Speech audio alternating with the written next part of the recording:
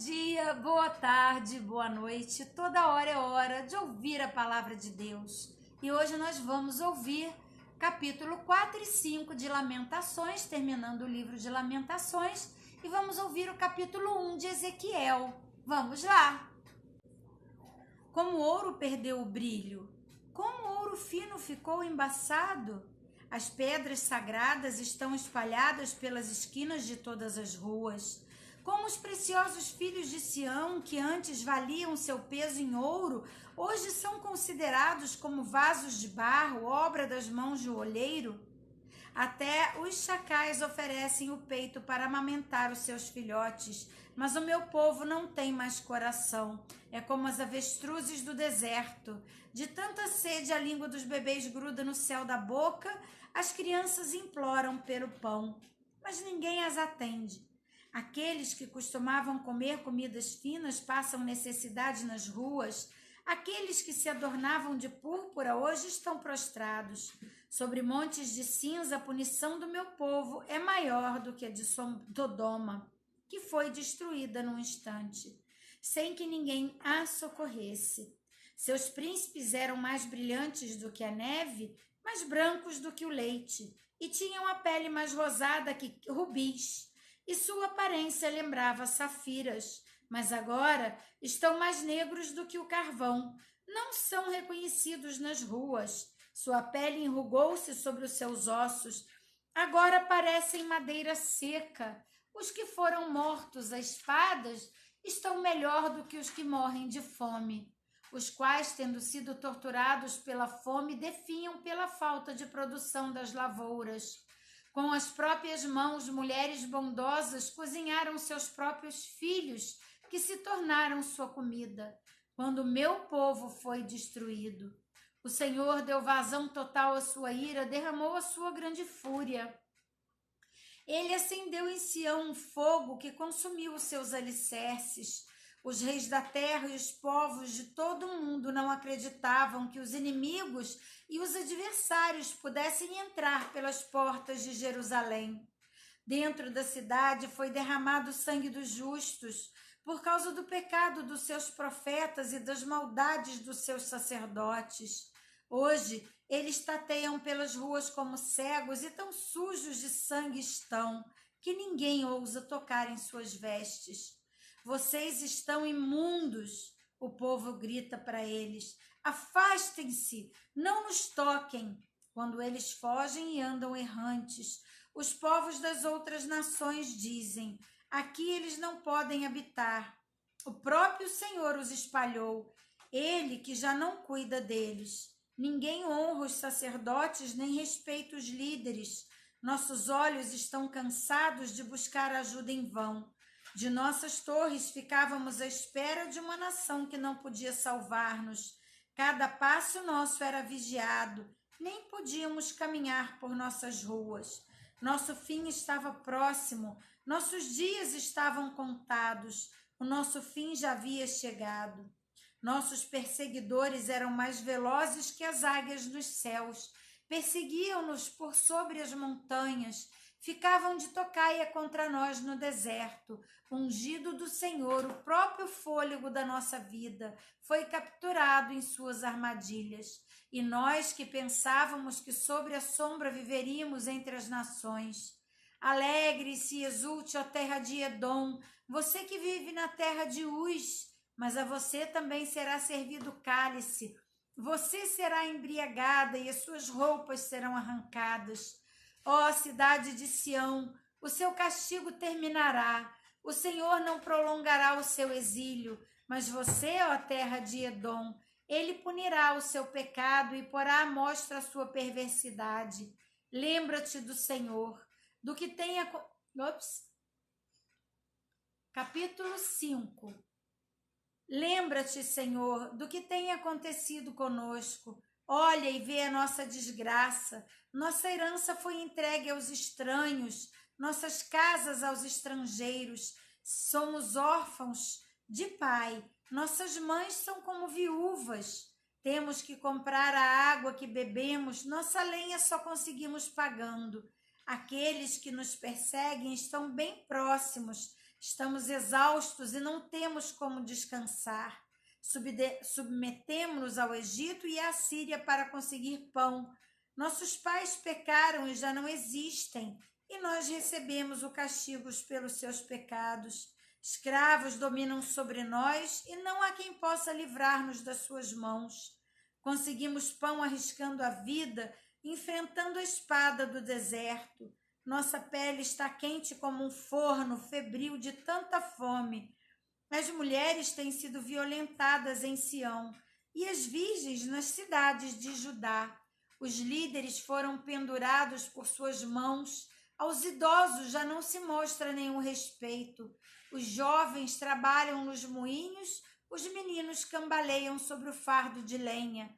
Os líderes já não se reúnem junto às portas da cidade. Os jovens cessaram a sua música. Dos nossos corações fugiu a alegria. Nossas danças se transformaram em lamentos. A coroa caiu de nossa cabeça.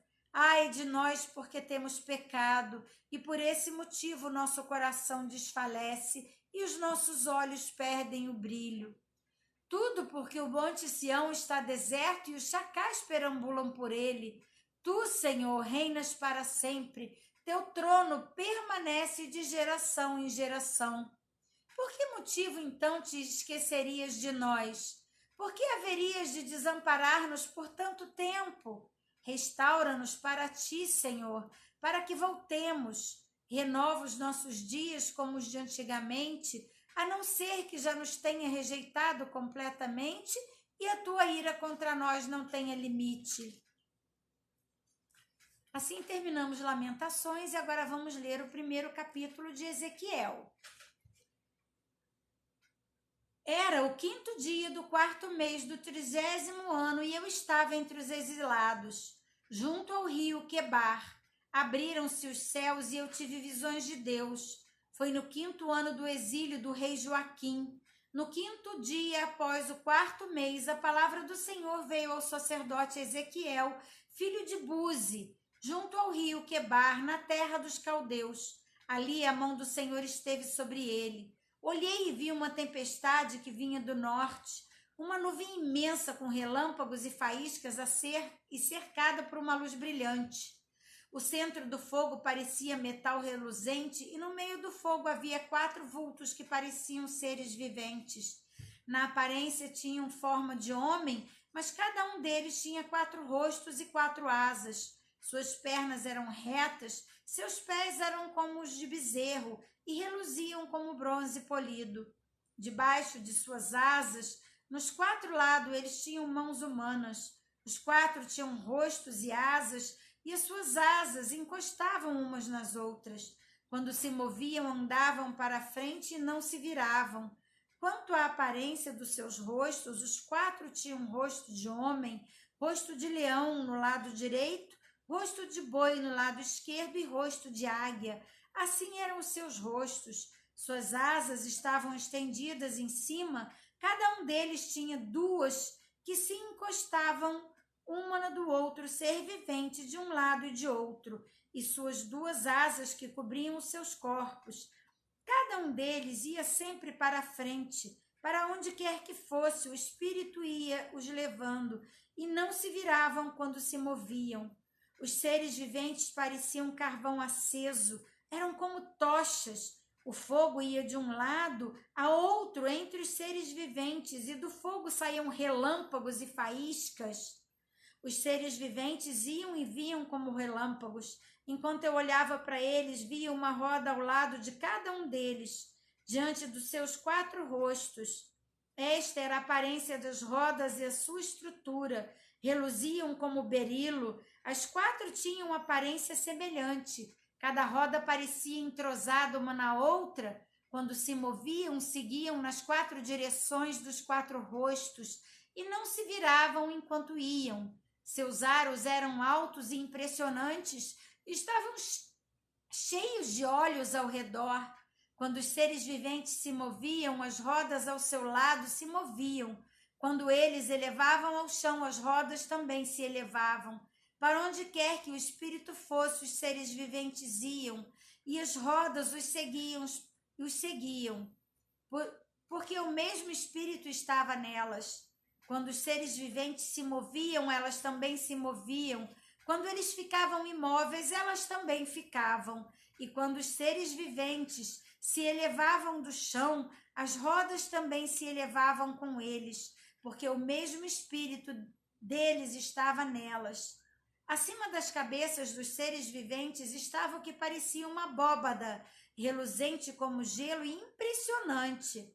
Debaixo dela, cada ser vivente estendia 2 asas ao que lhe estava mais próximo, e com as outras 2 asas cobria o corpo. Ouvia o ruído de suas asas quando voavam.